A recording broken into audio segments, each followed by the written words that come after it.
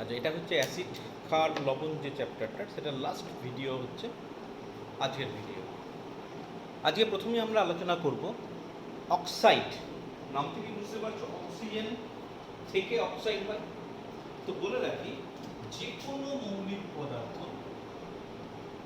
মৌল সেটা অক্সিজেনের সঙ্গে বিক্রিয়া করে যে যৌগ উৎপন্ন করে সেটাকেই বলা হয় অক্সাইড। খুব সিম্পল কথা, যে কোনো মৌল অক্সিজেনের সঙ্গে বিক্রিয়া করে যে যৌগ উৎপন্ন করছে সেটাকে অক্সাইড বলে।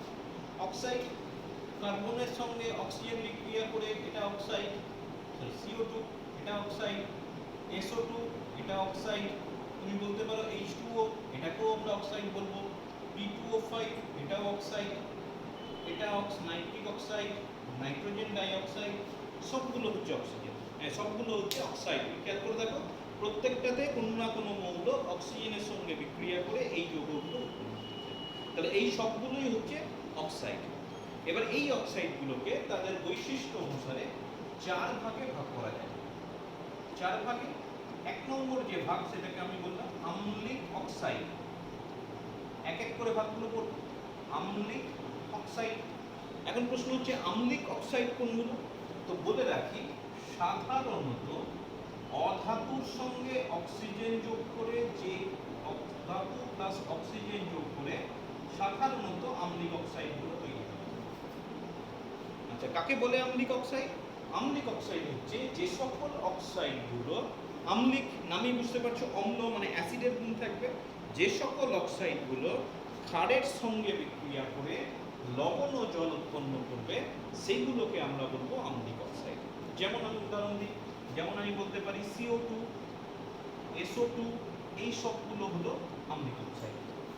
তাহলে শুধুমাত্র উদাহরণ দিলেই হবে না, তার সঙ্গে যেটা বললাম সেটা দেখিয়ে দিতে হবে। কি বললাম? আম্লিক অক্সাইড কোনগুলো? যে সমস্ত অক্সাইডগুলো, মনে করো এটা হচ্ছে অক্সাইড যারা ক্ষারের সঙ্গে বিক্রিয়া করে লবণ প্লাস জল উৎপন্ন করে তাদেরকে বলা হচ্ছে আম্লিক অক্সাইড। ঠিক? আচ্ছা, CO2 বললাম, তাহলে CO2 প্লাস এটা ক্ষার যোগ করো, সাপোজ সোডিয়াম হাইড্রোক্সাইড, দুভাগ দিয়ে দিলাম, তাহলে এটা পড়ে থাকবে, দেখো Na2CO3, এটা হচ্ছে তোমার লবণ, Na2CO3 তার সঙ্গে পড়ে থাকবে দেখো H2। তাহলে সেক্ষেত্রে CO2টাকে আমি বলবো আম্লিক অক্সাইড। একই রকম ভাবে তুমি SO2টাও দেখাতে পারো, SO2 প্লাস 2NaOH, এখান থেকে পাওয়া যাবে Na2SO3 প্লাস H2O। এটা হচ্ছে সোডিয়াম কার্বনেট আর এটা হচ্ছে সোডিয়াম সালফেট। কি লবণ উৎপন্ন হয় ইম্পর্টেন্ট নয়, মূল ব্যাপার হচ্ছে যে সকল অক্সাইডগুলো ক্ষারের সঙ্গে বিক্রিয়া করে লবণ ও জল উৎপন্ন করে তাদেরকে আমরা বলবো আম্লিক অক্সাইড, যেমন CO2, SO2। আর মনে রাখবো, সাধারণত অধাতুর সঙ্গে অক্সিজেন বিক্রিয়া করে এই আম্লিক অক্সাইডগুলো উৎপন্ন করে। যেমন দেখো কার্বন, সালফার, এগুলো কোনোদিন ধাতু নয়, এগুলো হচ্ছে অধাতু। অধাতু অক্সিজেনের সঙ্গে বিক্রিয়া করে এই অক্সাইডগুলো উৎপন্ন করে। ঠিক আছে? 2 নম্বর আম্লিক অক্সাইড হলো 4 প্রকার বলেছি। আচ্ছা, 2 নম্বর হচ্ছে ক্ষারকীয় অক্সাইড। আগেটা ছিল আম্লিক, 2 নম্বর হচ্ছে ক্ষারকীয় অক্সাইড।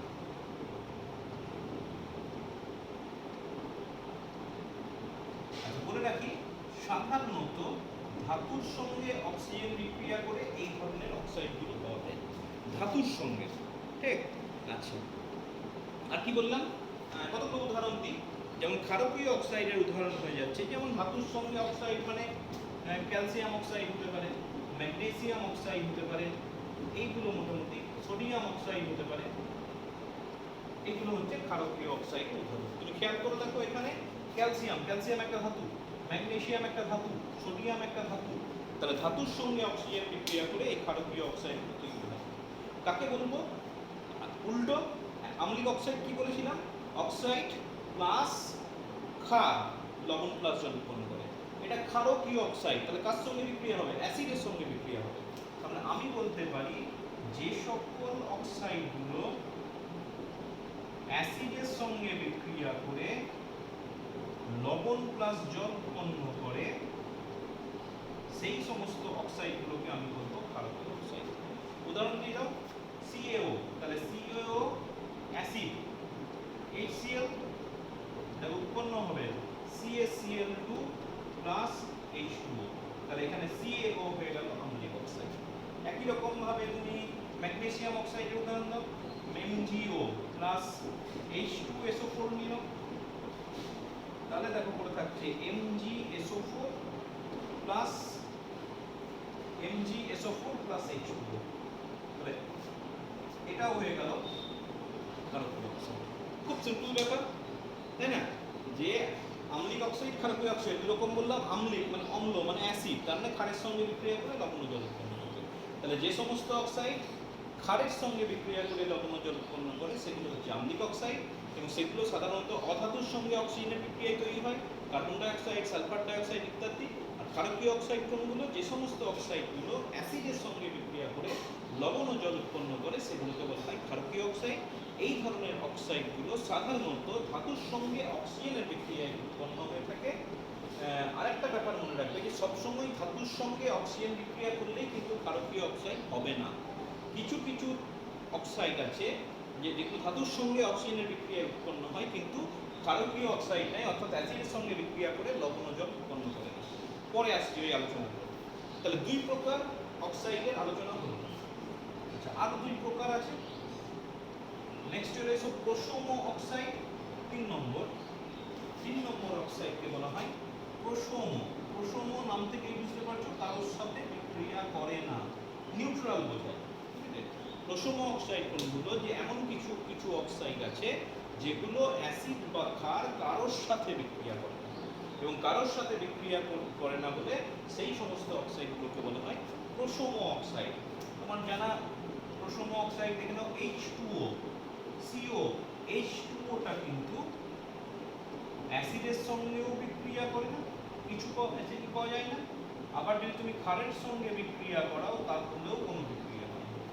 একই রকম ভাবে কার্বন মনোক্সাইডকে যদি নিই, সেটাও কিন্তু অ্যাসিড বা ক্ষার কারোর সাথেই বিক্রিয়া করে না। তাহলে যে সমস্ত অক্সাইড অ্যাসিড বা ক্ষার কারোর সাথে বিক্রিয়া করে না তাকে প্রশম অক্সাইড বলে।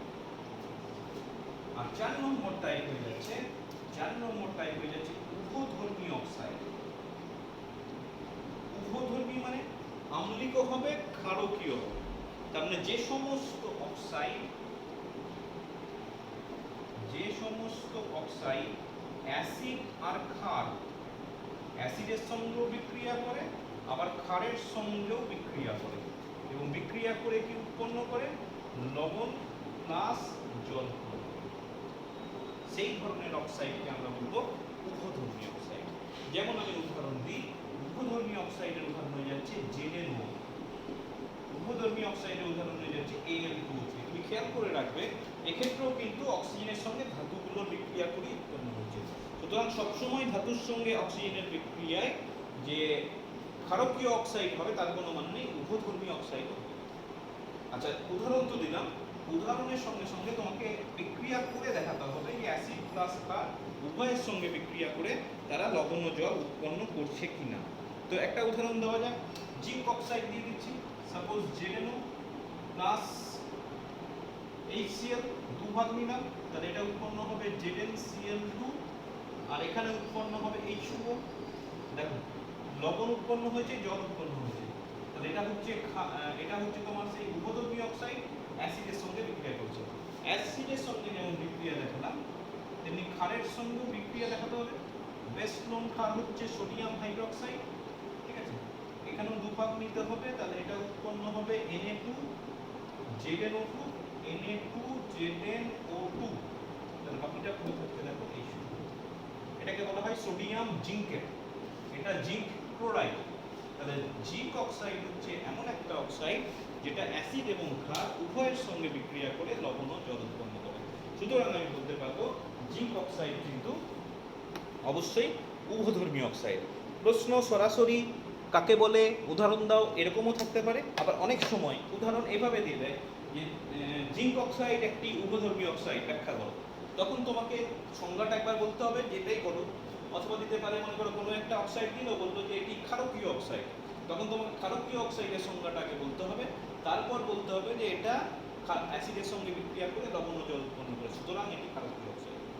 আচ্ছা, যেমন মনে করো Al2O3, তোমাকে প্রশ্ন দিল যে Al2O3 একটি উভধর্মী অক্সাইড, ব্যাখ্যা করো। তখন সেক্ষেত্রে তোমাকে উভধর্মী অক্সাইডের সংজ্ঞাটা বলতে হবে, তারপর দেখাতে হবে যে এটা অ্যাসিড ও ক্ষার উভয়ের সঙ্গে বিক্রিয়া করে লবণ ও জল উৎপন্ন করছে, এটা কিন্তু তোমাকে দেখিয়ে দিতে হবে।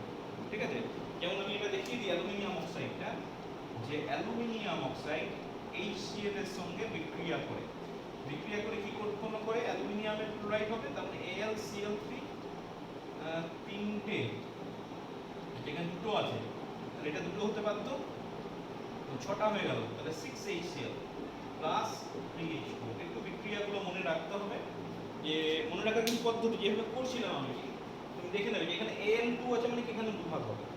প্রথমে অ্যালুমিনিয়াম ক্লোরাইড লিখে ফেললাম, দুভাগ হবে, এবার দুভাগ দিয়ে দেখলাম ক্লোরিন ছটা হয়ে যাচ্ছে, এটাই কোনো ক্লোরিন নেই, এখানেই শুধুমাত্র ক্লোরিন আছে, তাহলে ছটা ক্লোরিন দিয়ে এইভাবে। ঠিক আছে, সব কিছু মুখস্থ করে না, একটু বুঝে বুঝেও জিনিসগুলো করতে হবে। আচ্ছা, এবার অ্যালুমিনিয়াম অক্সাইডের সঙ্গে ক্ষারের বিক্রিয়া দেখাতে হবে। আচ্ছা, ক্ষারের বিক্রিয়া মানে অ্যাসিড তুমি যা খুশি নাও, চেষ্টা করবে ক্ষার দিলেই NaOH এর সঙ্গে বিক্রিয়া দেখাবে, তাহলে Al2O3 প্লাস NaOH। ঠিক আছে, তাহলে এখান থেকে উৎপন্ন হবে অ্যালুমিনিয়াম হাইড্রোক্সাইড, তাহলে অ্যালুমিনিয়াম হাইড্রোক্সাইড, দুটো অ্যালুমিনিয়াম আছে, তাহলে এখানে অ্যাটলিস্ট 2 লাগবে, তাই না? এবার 2 3 6টা হয়ে গেল, তাহলে 6NaOH 6টাই চলে গেল, তাহলে কি পড়ে থাকছে, 3H2O থাকবে। দেখো তো এখানে H হচ্ছে 6টা, H তো এখানে 6টা হয়ে যাচ্ছে, তাহলে তার সঙ্গে উৎপন্ন হবে একটাই, সরি এটা অ্যালুমিনিয়াম হাইড্রোক্সাইড হবে না, সরি মিলছে না,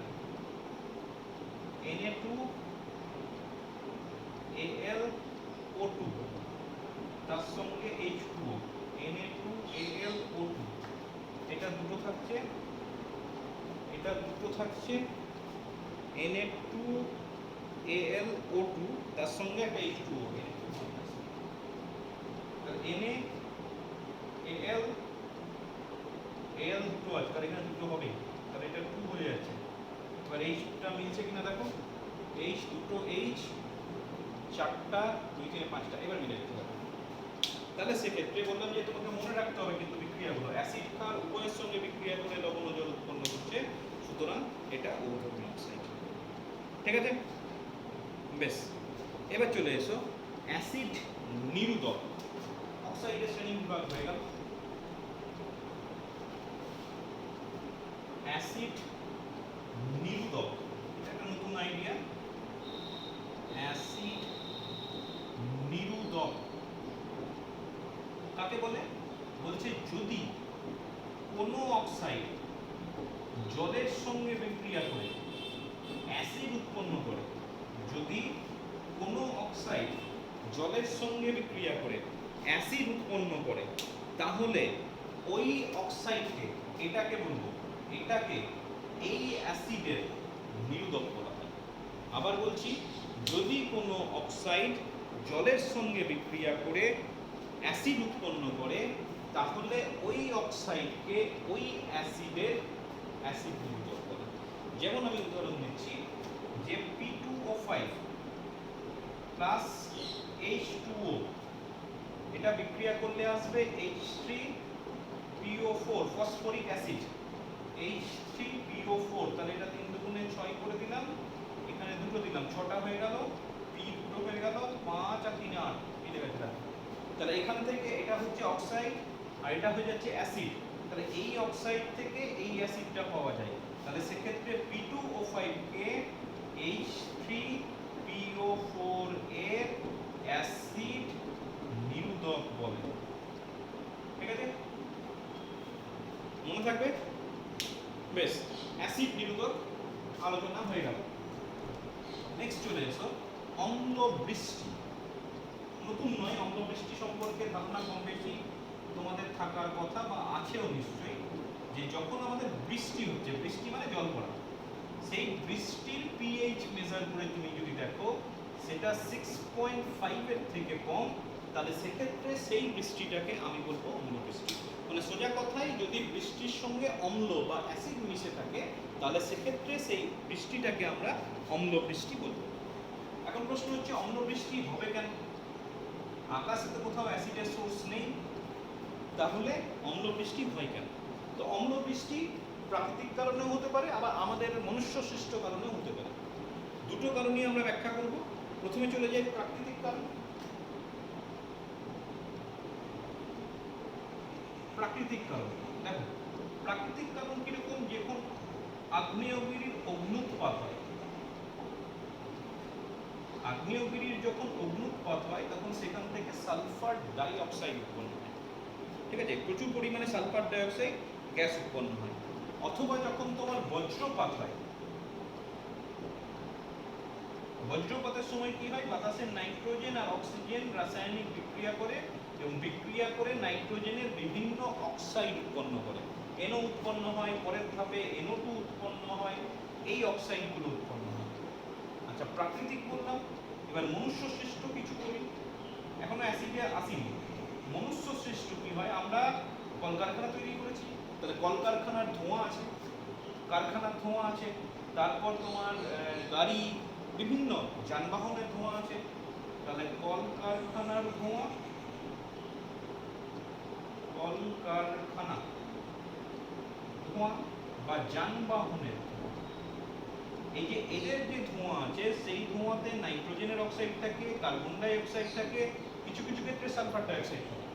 তারপরে তুমি বুঝতে পারছো এই যে আমার SO2 বললাম, NO2 এইগুলোই কিন্তু তোমার অ্যাসিড বৃষ্টি ঘটানোর জন্য দায়ী, ঠিক আছে। এবার এই যে বিভিন্ন অক্সাইডগুলো প্রস্তুত হচ্ছে, সেটা প্রাকৃতিক কারণে হোক বা মনুষ্য সৃষ্ট কারণে হোক, ওই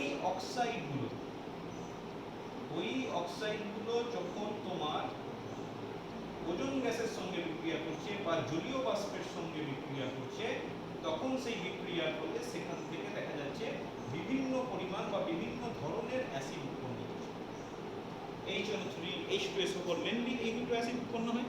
এবার সেই অ্যাসিডটা যখন জলের সঙ্গে মিশে এবং বৃষ্টি রূপে পড়ে তখন সেক্ষেত্রে যেটা পাওয়া যায় সেটা হচ্ছে অম্ল বৃষ্টি। আবার বলছি, অম্ল বৃষ্টি মানে সোজা কথাই হচ্ছে যদি বৃষ্টির জলের মধ্যে অ্যাসিডের মাত্রা বেড়ে যায় তাহলে সেটাকে অম্ল বৃষ্টি বলে, পিএইচটা 6.5 এর কম হতে হবে। কারণ প্রাকৃতিক কারণেও সৃষ্টি হতে পারে, মনুষ্য সৃষ্ট কারণেও হতে পারে। প্রাকৃতিক কারণ কিরকম? যখন অগ্নুৎপাত হয় আগ্নেয়গিরি থেকে, তখন সেখানে প্রচুর পরিমাণে সেই গ্যাসে প্রচুর পরিমাণে সালফার ডাইঅক্সাইড থাকে। আবার যখন বজ্রপাত হয় নাইট্রোজেনের সঙ্গে অক্সিজেনের বিক্রিয়া হয়, নাইট্রোজেনের বিভিন্ন অক্সাইড উৎপন্ন হয়। আমাদের মানুষের প্রয়োজনে প্রচুর কারখানা তৈরি করা হয়, যানবাহনে চলি আমরা, সেটার জন্য সেইখানে যে ধোঁয়া বের হয় সেই ধোঁয়াতেও প্রচুর পরিমাণে এই ধরনের অক্সাইডগুলো থাকে। এবার এই ধরনের অক্সাইডগুলো যখন আকাশে চলে যায়, আকাশে উপরে চলে গেল, উপরে গিয়ে জলীয় বাষ্প, বাতাসের জলীয় বাষ্প বা কিছু পরিমাণ ওজনের সঙ্গে বিক্রিয়া করে কি উৎপন্ন করে? বিভিন্ন অ্যাসিড উৎপন্ন করে। সেই অ্যাসিডটা যখন জলের সঙ্গে মেশে, বৃষ্টি পড়ার সময় জলের সঙ্গে মেশে, তখন সেটা অম্ল বৃষ্টি রূপে আমাদের পৃথিবীতে চলে আসে। এখন প্রশ্ন হচ্ছে এই অম্ল বৃষ্টি হলে ভালো না খারাপ? অবশ্যই খারাপ, কারণ অ্যাসিড মেশানো আছে। কি কি খারাপ হতে পারে? প্রথম কথা বলে রাখি, আমাদের ত্বকে যদি এসে পড়ে বা আমাদের চুলে যদি এসে পড়ে, সেটা সরাসরি অ্যাসিড, যেমন যদিও অ্যাসিডের পরিমাণটা খুব বেশি নয়, 6.5, তীব্র অ্যাসিডগুলো 1-2 হয়, তো সেটাও কিন্তু আমাদের ত্বক বা চুলের ক্ষেত্রে ভীষণ ক্ষতি করতে পারে। 2 নম্বর হচ্ছে যে যখন মাটিতে এসে পড়বে, মাটিটাকে আম্লিক করে দেবে। শুধু তাই নয়, মাটিতে বিভিন্ন ধরনের ব্যাকটেরিয়া থাকে, সেই ব্যাকটেরিয়াটা চাষের ক্ষেত্রে ভীষণভাবে কাজে লাগে, কিন্তু সেই ব্যাকটেরিয়াগুলোকে মেরে দেয়। যেহেতু অ্যাসিড, ওই ব্যাকটেরিয়াগুলো সেগুলো সহ্য করতে পারবে না, সেগুলো মারা যাবে। তার মানে কী হবে? যে মাটির উর্বরতা কমে যাবে। মাটির উর্বরতা কমে গেলে ফলন অনেক কম হবে, সেটা একটা কারণ হতে পারে। অথবা অনেক সময় অম্ল বৃষ্টির ফলে, বেশি পরিমাণ যদি অম্ল বৃষ্টি হয়, তাহলে মাটিতে যে ধাতব উপাদানগুলো থাকে, সেই উপাদানগুলো ওই অম্ল বৃষ্টির সঙ্গে একদম ভূগর্ভস্থ জলে গিয়ে মেশে। সেই ভূগর্ভস্থ জল যদি আমরা পান করি, তাহলে আমাদের শরীরের বিভিন্ন রোগ আসতে পারে, শরীরের বিভিন্ন ক্ষতি হতে পারে। সুতরাং অম্ল বৃষ্টি কিন্তু এক্সপেক্টেড নয়। তাহলে আমাদের চেষ্টা করতে হবে দূষণের পরিমাণটাকে, যেটা মনুষ্য সৃষ্ট কারণ, সেটাকে যতটা সম্ভব কম করতে হবে। প্রশ্ন অনেক সময় এভাবেও দেয় যে অম্ল বৃষ্টিকে আলাদা করে না দিয়ে এই যে HNO3 বলে, যে কিভাবে HNO3 উৎপন্ন হয় আমাদের পরিবেশে, সেটাকে ডিটেলস জানতে। আচ্ছা, আরেকটা জিনিস এখানে বলতে ভুললাম, অম্ল বৃষ্টির প্রভাব, যে যেগুলো কিছু স্থাপত্য আছে, ঐতিহাসিক স্থাপত্য আছে, তার উপর অম্লবৃষ্টির ভীষণ প্রভাব আছে। যেমন তাজমহল, যে সমস্ত ঐতিহাসিক ইমারতগুলো মার্বেল পাথরের তৈরি, মার্বেল পাথর, তুমি মনে রাখবে মার্বেল পাথর মানে হচ্ছে ক্যালসিয়াম কার্বনেট। এবারে ক্যালসিয়াম কার্বনেট যখনই H2SO4 এর সঙ্গে বিক্রিয়া করে, মানে অম্লবৃষ্টি হলো মনে করো, সেই অম্লবৃষ্টির মধ্যে মনে করো H2SO4 আছে, সেটা কি করে বিক্রিয়া করে, বিক্রিয়া করে কি উৎপন্ন করে, ক্যালসিয়াম সালফেট উৎপন্ন করে। ক্যালসিয়াম সালফেটের পদক্ষেপ বলতে পারো, তার সঙ্গে H2 উৎপন্ন করে, তার সঙ্গে কার্বন ডাই অক্সাইড উৎপন্ন করে। এগুলো গুরুত্বপূর্ণ নয়, গুরুত্বপূর্ণ হচ্ছে এটা। কি করবে, মার্বেল পাথরটাকে, মার্বেল পাথরটার সঙ্গে বিক্রিয়া করে ক্যালসিয়াম সালফেট উৎপন্ন করবে, ঠিক আছে। এবং ক্যালসিয়াম সালফেট যখন উৎপন্ন হবে, মার্বেলের ওই অংশটা ক্ষয়ে যাবে কোনোভাবে। যদি এই যে এই জিনিসটা যেটা তৈরি হলো ছোপ ছোপ হবে, সেটা যদি কোনোভাবে খসে যায়, তাহলে সেক্ষেত্রে সেই অংশের পাথরটা ক্ষতিগ্রস্ত হবে এবং দেখতে খুব খারাপ লাগবে। সেই জন্য বিভিন্ন ঐতিহাসিক ইমারতগুলোর সামনে চেষ্টা করা হয় যেন সালফারের কোনো কারখানা না, এবং ওই গায়ে যে ছোপ ছোপ দাগ পড়ে যায় সেটাকে বলা হয় স্টোন ক্যান্সার। পরীক্ষায় প্রশ্ন থাকতে পারে যে স্টোন ক্যান্সার কি।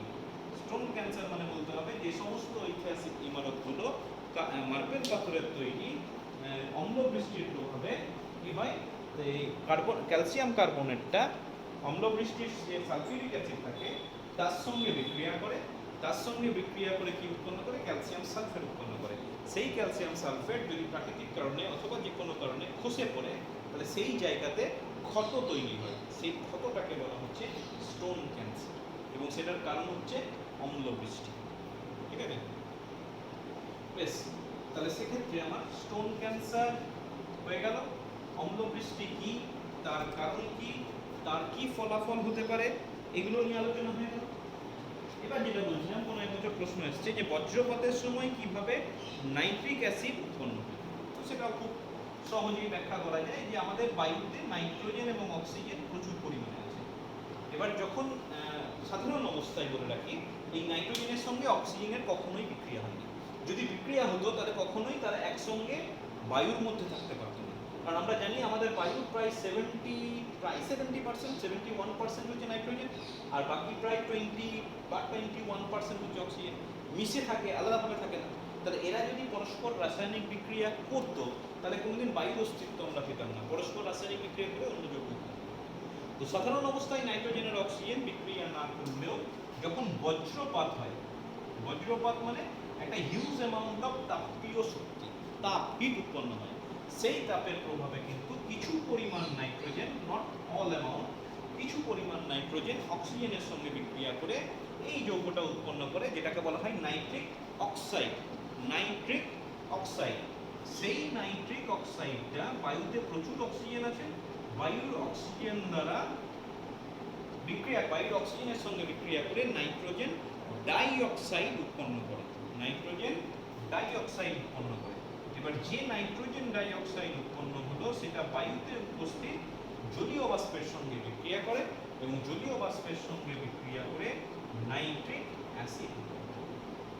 এটাই তোমার প্রশ্ন থাকে অনেক সময়, যে বায়ুতে যে নাইট্রিক অ্যাসিডটা কীভাবে উৎপন্ন হয় সেটা তুমি, বা বজ্রপাতের সময় কিভাবে নাইট্রিক অ্যাসিড উৎপন্ন হয় সেটা তুমি ব্যাখ্যা করো, ঠিক আছে। বেশ, এবার কতগুলো ছোট ছোট জিনিস আলোচনা করব, এগুলো খুব ইম্পর্টেন্ট। যেমন প্রথমে বিলীয়মান রং।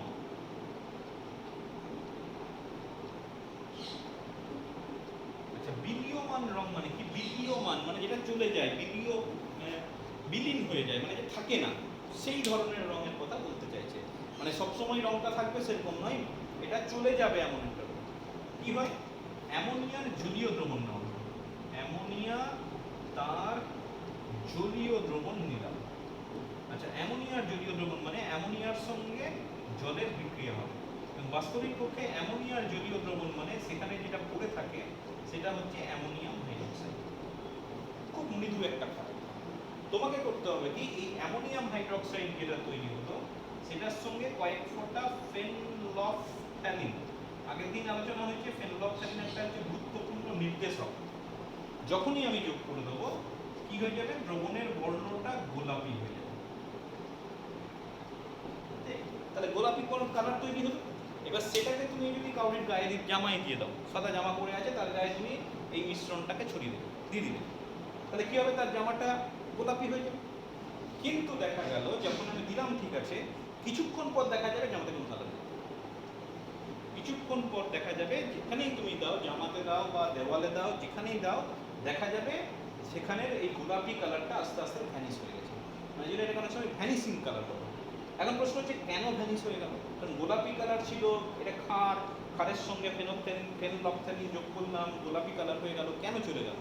তার কারণ হচ্ছে এটা জলের মধ্যে ডুবে আছে, ঠিক আছে, কিন্তু এর মধ্যে তো অ্যামোনিয়া গ্যাস আছে, আর গ্যাস সবসময় কি চাইবে, বায়ুতে চলে যেতে।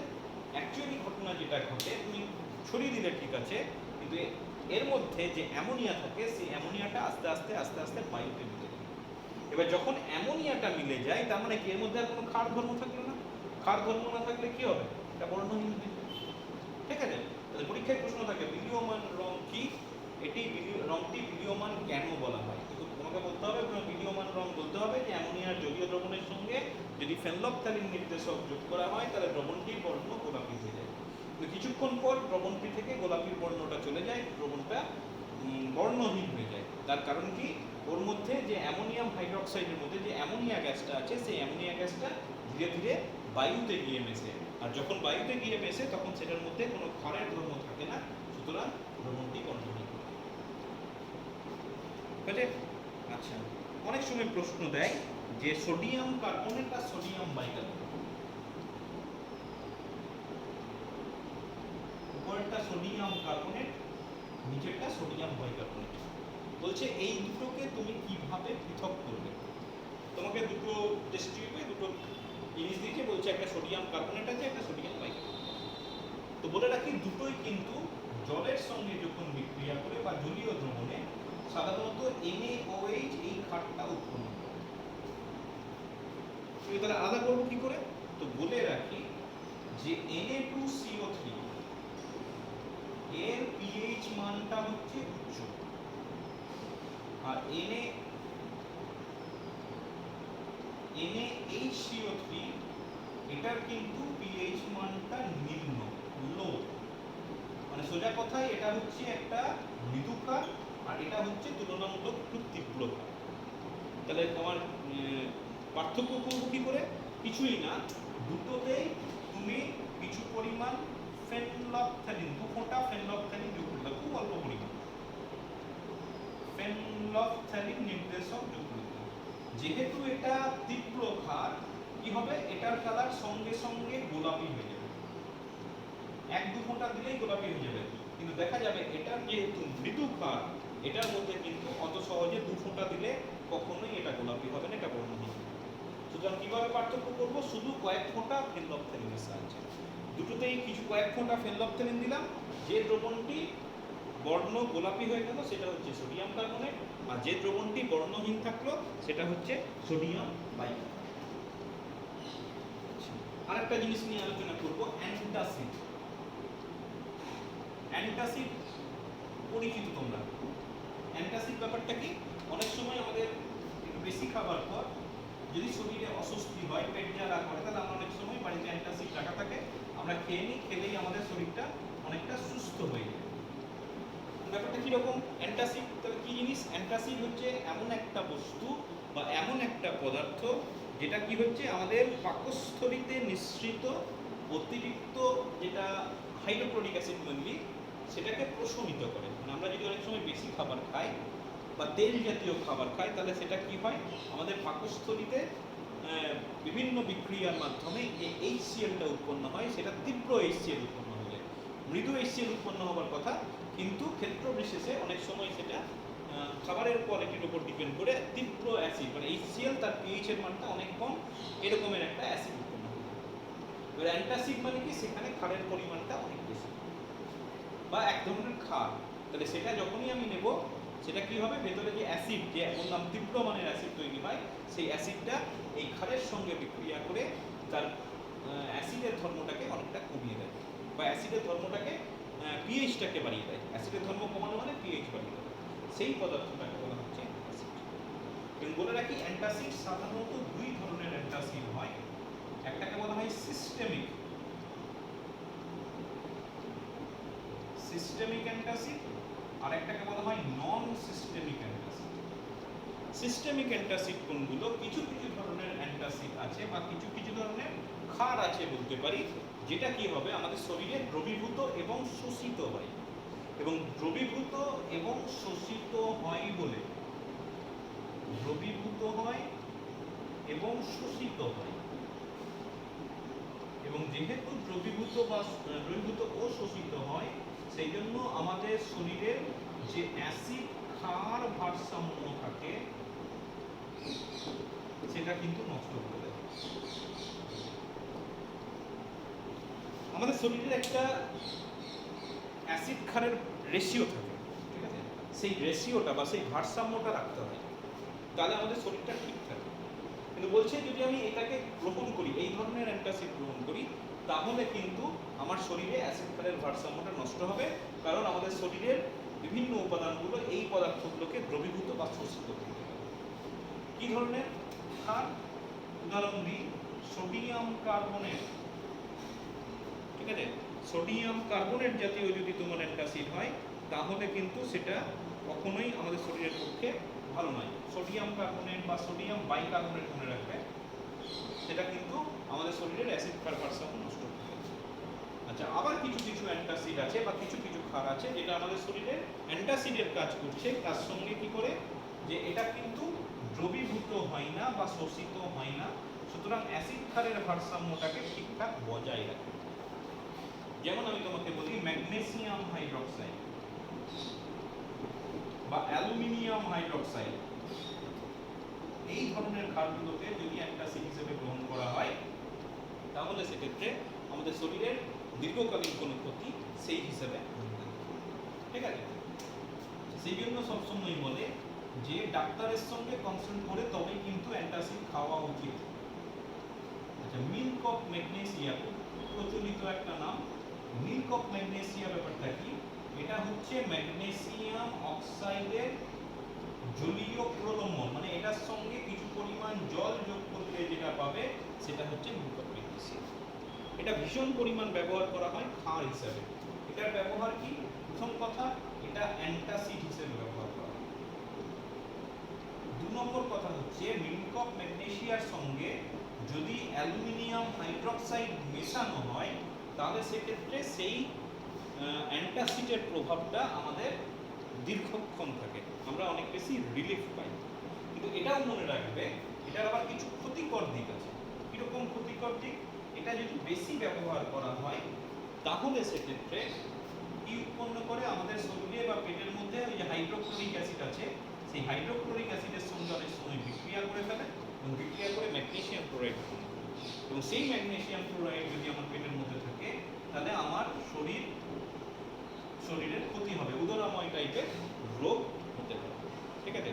আবার দীর্ঘদিন ধরে যদি তুমি এই মিল্ক অফ ম্যাগনেসিয়াটা ব্যবহার করো, তাহলে সেক্ষেত্রে ম্যাগনেসিয়ামটা আমার শরীরে জমে যেতে পারে, আর ম্যাগনেসিয়াম যদি শরীরে জমে যায়, তাহলে সেটা কিন্তু কিডনিকে ভীষণভাবে ক্ষতিগ্রস্ত করে, ঠিক আছে? অনেকটা দীর্ঘদিন ধরে যদি ম্যাগনেসিয়াম আমার শরীরে জমে, তাহলে সেটা কিন্তু বিষের মতো কাজ করে আমার শরীরে। সুতরাং কোনো জিনিস ডাক্তারকে কনসাল্ট না করে করা উচিত নয়। তোমার কোনটা দরকার, কোন অ্যান্টাসিডটা কতটা অ্যামাউন্ট দরকার, সেটা কিন্তু ডাক্তারকে কনসাল্ট করে তবেই গ্রহণ করা উচিত। বেশ, তাহলে এই গেল তোমার মিল্ক অফ ম্যাগনেসিয়াম, বিভিন্ন ধরনের অ্যান্টাসিড। লাস্ট লবণ। লবণ কি? আচ্ছা, লবণ বলে রাখি, সল্ট বা লবণ কোনগুলো? সাধারণত অ্যাসিড বা ক্ষারের যে প্রতিস্থাপনযোগ্য H+ বা OH- আয়নগুলো থাকে, সেটাকে যদি কোনো ধাতু বা কোনো ক্যাটায়ন বা কোনো অ্যানায়ন, কোনো মূলক, এরা যদি আংশিক বা সম্পূর্ণরূপে প্রতিস্থাপিত করে, তাহলে সেক্ষেত্রে যে যৌগ পাওয়া যায় তাকে লবণ বলে। আবার বলছি, অ্যাসিড, মেনলি অ্যাসিডের কথাই বলা হয়। অ্যাসিডের যে হাইড্রোজেন, প্রতিস্থাপনযোগ্য হাইড্রোজেন, আইয়ের পরমাণুও বলতে পারো, যে হাইড্রোজেন পরমাণু আছে, বা ক্ষারের ক্ষেত্রে বলবো যে OH মূলক যেগুলো আছে সেগুলো যদি ধাতব কোনো মূলক বা ক্যাটায়ন বা অ্যানায়ন জাতীয় মূলক দ্বারা আংশিক বা সম্পূর্ণরূপে প্রতিস্থাপিত করি, তাহলে সেক্ষেত্রে যে যৌগ পাওয়া যায় সেটাকে আমরা বলবো লবণ। তো বলে রাখি, লবণ কিন্তু 6 রকমের লবণ হতে পারে, তবে সবগুলো আমাদের জন্য ইম্পর্টেন্ট নয়। আমি যে তিনটে ইম্পর্টেন্ট সেটাকেই বেশি করে আলোচনা করব। যেমন আম্লিক লবণ, কাকে বলা হয় আম্লিক লবণ? অবভিয়াসলি তারপরে চলে আসবে ক্ষারকীয় লবণ। 3 নম্বর হচ্ছে প্রশম লবণ। আমাদের মেনলি এই তিনটে হচ্ছে ইম্পর্টেন্ট আমাদের জন্য, ঠিক আছে? এছাড়াও কিন্তু আরো 3 ধরনের লবণ হতে পারে। যেমন হতে পারে দেখো যুগ্ম লবণ, যুগ্ম লবণ হতে পারে, মিশ্র লবণ হতে পারে, আর জটিল লবণ হতে পারে। তো লাস্ট তিনটে আমি শুধুমাত্র উদাহরণ দিলেই কাজ হয়ে যাবে, বেশি ডিটেলসে আমার যাওয়ার দরকার নেই, কিন্তু প্রথম তিনটে কিন্তু আমাকে ভালো করে পড়তে হবে, ঠিক আছে? আম্লিক লবণ, আম্লিক লবণ কোনগুলো? আম্লিক লবণ হচ্ছে যে অ্যাসিডের মধ্যে যে প্রতিস্থাপনযোগ্য হাইড্রোজেন পরমাণুগুলো আছে অ্যাসিডের মধ্যে, সেগুলোকে যদি আমি আংশিকভাবে প্রতিস্থাপিত করি তাহলে যে লবণ উৎপন্ন হবে সেটাকে আমরা বলছি আম্লিক লবণ, ঠিক আছে? অ্যাসিডের মধ্যে যে প্রতিস্থাপনযোগ্য হাইড্রোজেন পরমাণু থাকে সেটা যদি কোনো ধাতব মূলক দ্বারা প্রতিস্থাপিত হয় মেনলি, তাহলে সেক্ষেত্রে যে লবণ উৎপন্ন করে তাকে বলা হচ্ছে আম্লিক লবণ। যেমন আমি একটা উদাহরণ দিই, যে NaHSO4, এটা হচ্ছে আম্লিক লবণ। আমি একটা উদাহরণ দিয়ে বলি, যেমন H2SO4, তার সঙ্গে মনে করো NaOH বিক্রিয়া হলো, বিক্রিয়া করে উৎপন্ন করতে পারে NaHSO4 প্লাস H2, ঠিক হলো? আচ্ছা, এবার একটা জিনিস খেয়াল করো যে এখানে সালফিউরিক অ্যাসিড, সালফিউরিক অ্যাসিডে কটা হাইড্রোজেন আছে? দুটো। তুমি খেয়াল করে দেখো সেই দুটোর মধ্যে একটা সোডিয়াম দ্বারা রিপ্লেস হয়েছে। এই যে হাইড্রোজেন সালফিউরিক অ্যাসিড, তো HSO4 এভাবে বলতে পারি। দেখো এখানের একটা H কি দ্বারা রিপ্লেস হলো? সোডিয়াম দ্বারা রিপ্লেস হলো। যদি রিপ্লেস হয় কি করে থাকে? এই যে এটা HSO4, দেখো এই জিনিসটাই পাওয়া গেছে। দুটো হাইড্রোজেন কিন্তু প্রতিস্থাপিত হলো না, একটাই হাইড্রোজেন যদি প্রতিস্থাপিত হয় তাহলে যেটা উৎপন্ন হবে সেটাকে আমি বলবো আম্লিক লবণ। সেটা মনে রাখবে, ঠিক? বেশ, তাহলে এই গেল তোমার আম্লিক লবণ। নেক্সট চলে এসো ক্ষারকীয় লবণ। ক্ষারকীয় লবণ কোনগুলো হবে বুঝতেই পারছো। যখন ক্ষারকীয় লবণের কথা বলবো ক্ষারের ব্যাপারে আসবে। আচ্ছা, যদি কোনো ক্ষার বা ক্ষারকের অণুতে যদি কোনো হাইড্রক্সিল মূলক থাকে এবং সেই হাইড্রক্সিল মূলকটা আগের মতোই কোনো ধাতু দ্বারা আংশিকভাবে প্রতিস্থাপিত হয় তাহলে সেটাকে বলবো ক্ষারকীয় লবণ। আমি একটু উদাহরণ দিই, যেমন মনে করো লেড হাইড্রক্সাইড, লেড হাইড্রক্সাইড, তার সঙ্গে আমি বিক্রিয়া করালাম, সাপোজ কোনো অ্যাসিডের বিক্রিয়া করালাম নাইট্রিক অ্যাসিড। আচ্ছা, এখানে দুটো OH আছে, দুটো OH রিপ্লেস করলে হবে না, আংশিকভাবে প্রতিস্থাপিত হতে হবে। তাহলে সেক্ষেত্রে PbOH একটা থাকলো, সেই একটা OH এর জায়গায় NO3 ঢুকে গেল। তাহলে ওই যেটা OH আছে সেটা বাকি হাইড্রোজেন যেটা থাকবে তার সঙ্গে বিক্রিয়া করে দেবে। তাহলে ক্ষারকীয় লবণ কোনগুলো? PbOH NO3, ঠিক আছে? এটাকে বলা হয় ক্ষারকীয় লবণ। এটাকে বলার নাম হচ্ছে বেসিক লেড নাইট্রেট। আচ্ছা, আম্লিক লবণকে অনেক সময় বাইল লবণও বলা হয়, আর এটাকে অনেক সময় এটাকে বলা হয় বেসিক লবণ। বেস থেকে বেসিক, বেস মানে কার, তাহলে এটাকে বলা হয় লেড বেসিক নাইট্রেট বা বেসিক লেড নাইট্রেট। নেক্সট চলে এসো প্রশম লবণ। প্রশম লবণ কোনগুলো? প্রশম লবণ হচ্ছে যদি অ্যাসিডের যতগুলো হাইড্রোজেন পরমাণু আছে সবগুলো যদি প্রতিস্থাপিত হয়ে যায় তাহলে সেক্ষেত্রে যে লবণ উৎপন্ন হয় তাকে প্রশম লবণ। এখানে কি দেখিয়েছিলাম? একটা হাইড্রোজেন প্রতিস্থাপিত হয়েছে। যদি দুটো হাইড্রোজেনই প্রতিস্থাপিত হয়ে যেত, মানে যতগুলো হাইড্রোজেন আছে সবগুলো যদি প্রতিস্থাপিত হয় তাহলে যে লবণ উৎপন্ন করে, যেমন আমি দেখাচ্ছি, দেখো NaOH, সরি আগে H2SO4 লিখি, H2SO4 প্লাস NaOH, ওই একই বিক্রিয়া, কিন্তু যদি ক্ষারের পরিমাণ বেশি থাকে তাহলে এটা হয়ে যাবে Na2SO4 plus Na2SO4 plus 2H2। তাহলে এখানে যেটা পেলাম Na2SO4, এটাকে আমি বলবো প্রশম লবণ, কারণ এখানে দুটো হাইড্রোজেনই রিপ্লেস হয়ে গেছে। আর কোনো মৌল যদি একটা হাইড্রোজেন থাকে, যেমন HCl একটাই হাইড্রোজেন আছে, তাহলে এর সঙ্গে যখনই তোমার বিক্রিয়া হবে তখন সেক্ষেত্রে এটা রিপ্লেস হয়ে যাবে, তাহলে এটা হয়ে গেল NaCl প্লাস H2O, তাহলে এটাও হয়ে যাচ্ছে তোমার প্রশম লবণ। তার কারণ হচ্ছে কি ধাতব আয়ন কি করছে, একটাই ছিল একটাকেই রিপ্লেস করেছে। তার মানে তুমি সবসময় মনে রাখবে যদি HCl একটা করে হাইড্রোজেন থাকে তাহলে তারা সবসময় প্রশম লবণ উৎপন্ন করে, কিন্তু H2SO4টা প্রশম লবণ উৎপন্ন করতে পারে, আম্লিক লবণ উৎপন্ন করতে পারে। একাধিক আছে, যদি আংশিকভাবে প্রতিস্থাপিত হয় তাহলে আম্লিক লবণ হবে, আর যদি সম্পূর্ণ প্রতিস্থাপিত হয় তাহলে প্রশম লবণ। ঠিক আছে, বেশ। যুগ্ম লবণ, মিশ্র লবণ আর জটিল লবণ একটু বলে দিই। যুগ্ম লবণ কোনগুলো, যদি দুই বা তার বেশি সংখ্যক স্থায়ী যৌগ থাকে, দুই বা তার বেশি সংখ্যক স্থায়ী যৌগ থাকে। আমি একটু উদাহরণ দিই, যেমন মনে করো K2SO4 একসঙ্গে Al2SO4 তার সঙ্গে 24H2O, 24H2O, এই টোটালটা হচ্ছে লবণ। পটাশিয়াম সালফেট, অ্যালুমিনিয়াম সালফেট, তার সঙ্গে 24H2O, এটাকে বলা হয় অ্যালাম, পটাশ অ্যালাম। এরা কি করছে, একসঙ্গে দেখো দুই বা ততোধিক লবণ একসঙ্গে চলে আসছে, এবং সাধারণ অবস্থায় তারা কঠিন অবস্থায় থাকে, কিন্তু যখনই আমি জলে মিশিয়ে দেবো বা জলে ডুবিয়ে দেবো তখন এরা পৃথক পৃথক ভাবে নিজেদের আয়ন উৎপন্ন করে। যেমন পটাশিয়াম আয়ন উৎপন্ন করবে, সালফেট আয়ন উৎপন্ন করবে, অ্যালুমিনিয়াম আয়ন। ঠিক আছে, এই ধরনের লবণকে বলা হচ্ছে যুগ্ম লবণ। আরেকটা লবণ খুব ইম্পর্টেন্ট, যেমন মনে করো FeSO4, অ্যামোনিয়াম সালফেট, তার সঙ্গে 6 ভাগ বোধহয় জল থাকে, এটাকে বলা হয় মোর লবণ। মোর লবণ খুব পরিচিত, MOHR। তো এরা যখন জলে আমি ডোবাবো সাধারণ অবস্থায় কঠিন, যখন জলে ডোবাবো ফেরাস আয়ন উৎপন্ন করবে, অ্যামোনিয়াম আয়ন উৎপন্ন করবে, সালফেট আয়ন উৎপন্ন করবে, মানে পৃথক পৃথক ভাবে নিজেদের আয়ন উৎপন্ন করবে।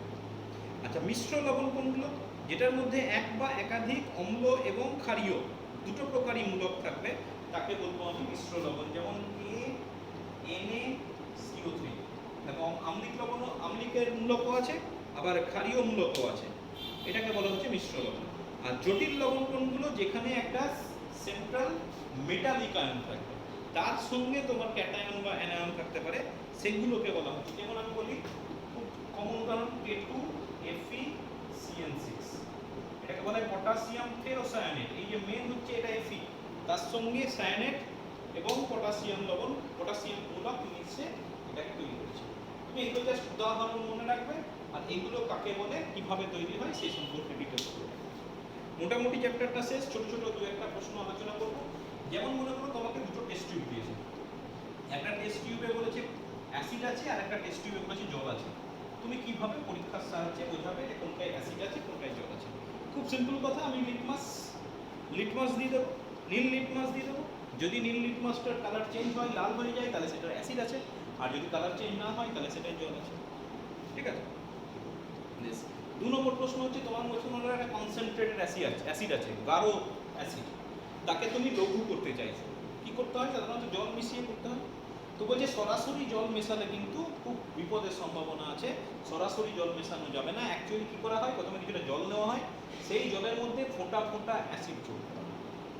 কেন এইভাবে কেন করা হয়? কেন সরাসরি অ্যাসিডের সঙ্গে জল বা জলের সঙ্গে অ্যাসিড এভাবে সরাসরি অনেকটা করে মিশিয়ে দেওয়া যায় না? তার কারণ হচ্ছে অ্যাসিডের সঙ্গে জলের বিক্রিয়াটা হচ্ছে তাপমোচী বিক্রিয়া, প্রচুর পরিমাণে তাপ উৎপন্ন হয়। তুমি সরাসরি যোগ করে দাও, এত পরিমাণ তাপ উৎপন্ন হবে, সেই তাপের প্রভাবে ওই জল যেটা আছে সেই জলটা বাষ্পীভূত হয়ে যেতে পারে, এবং জলটা যখন বাষ্পীভূত হয়ে উপরে উঠবে তার মধ্যে কিছুটা অ্যাসিডের পরিমাণও থাকবে, এবং সেটা যদি তোমার চোখে এসে লাগে তোমার চোখ কিন্তু খারাপ হয়ে, চোখটা ভীষণভাবে ক্ষতিগ্রস্ত হতে পারে। এমনকি যে পরিমাণ তাপ উৎপন্ন হবে সেই তাপে পাত্রটা ফেটেও যেতে পারে। সুতরাং কোনোদিন আমরা সরাসরি অ্যাসিডের সঙ্গে জল মিশিয়ে লঘু করবো না। কি করবো, প্রথমে পাত্রে বেশ কিছুটা পরিমাণ জল নেবো, উপর থেকে খুব ধীরে ধীরে ধীরে ধীরে এক ফোঁটা করে অ্যাসিড মেশাবো। এইভাবে সাধারণত গাঢ় অ্যাসিডকে লঘু অ্যাসিডে পরিণত করা হয়। ঠিক আছে, আচ্ছা। প্রশ্ন হতে পারে অ্যামোনিয়ার জলীয় দ্রবণ কেন ক্ষার ধর্মী? খুব সহজ, যে অ্যামোনিয়ার যদি জলীয় দ্রবণ এটাকে বিয়োজিত হয়, বিয়োজিত হয়ে কি উৎপন্ন করে, অ্যামোনিয়াম লবণ উৎপন্ন করে, আর হাইড্রক্সিল এটা উৎপন্ন করে। এবার এটা হচ্ছে ক্ষার নির্দেশক, OH আয়ন উৎপন্ন হয় বলে আমি বলতে পারি অবশ্যই এটা ক্ষার ধর্মী। আর লাস্ট যেটা একটু আগে আলোচনা করলাম, প্রশ্ন দেয় যে HCl HNO3 এরা সবসময় প্রশম লবণ উৎপন্ন করে, তাই তো? কিন্তু H2SO4 সেটা প্রশমও করতে পারে, আম্লিকও করতে পারে। ব্যাখ্যা করো কিভাবে করবে। যে প্রথমে তুমি বলে দেবে প্রশম কাকে বলে আর আম্লিক কাকে বলে বা কখন হয়, নিয়ে বলবে HCl HNO3 দুটোতেই একটা করে হাইড্রোজেন থাকে। তাহলে যখনই আমার রিপ্লেস করবে, একটা হাইড্রোজেন রিপ্লেস করলে আর হাইড্রোজেন পড়ে থাকছে না, তাহলে আংশিকভাবে রিপ্লেস করার কোনো ব্যাপার এটাতে নেই, একটাই আছে, হয় করবে না হয় করবে না। আর যদি করে সেটা সম্পূর্ণভাবেই করবে, আংশিকভাবে করার কোনো ব্যাপার নেই। কিন্তু এটার ক্ষেত্রে দুটো হাইড্রোজেন আছে, দুটো হাইড্রোজেন দুটোই রিপ্লেস হতে পারে অথবা একটাও রিপ্লেস হতে পারে।